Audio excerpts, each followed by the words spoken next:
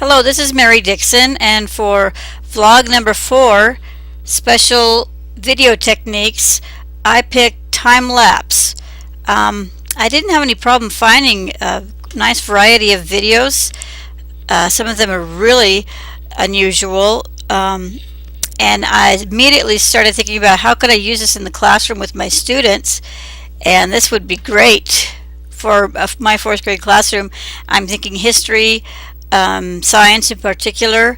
As soon as I can figure out how to do it with my camera, hopefully I have some of these kinds of features on my video, my Handycam or my webcam.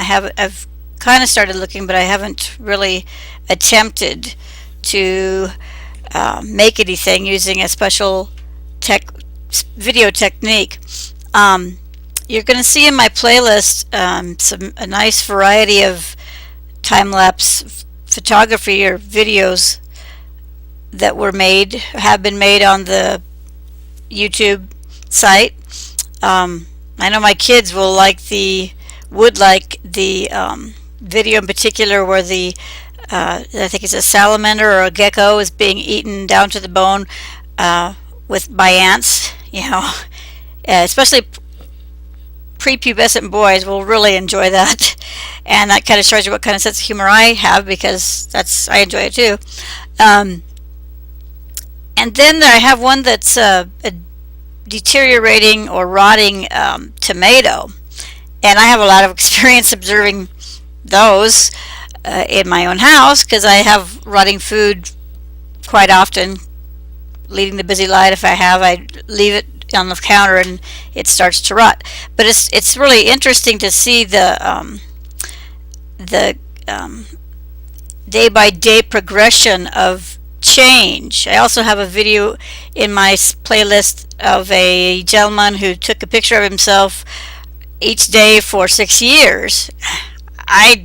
That's quite the commitment. I don't think I would probably have done something like that for that long a period of time, but I think it's really quite interesting to see that progression of change, and I can see how time-lapse could be used in education quite easily to observe the progression of change, whether it be a positive change or negative change.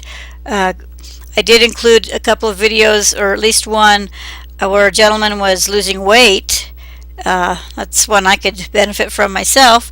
But it was just amazing to see how much change, even over a couple of days, and how that progression proceeded over the time frame that he was videoing himself. When you look at something every day, you don't see the change as readily, but when you see the progression using this technique, it makes you much more aware of what is happening.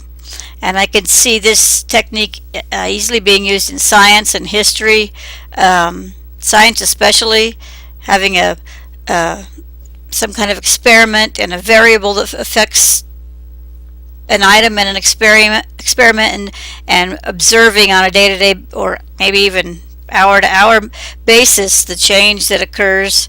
I can see using this technique in history, the progression of change as a group of people moves into an area and what that does to the culture and the habitat and that kind of thing. That'd probably take a lot more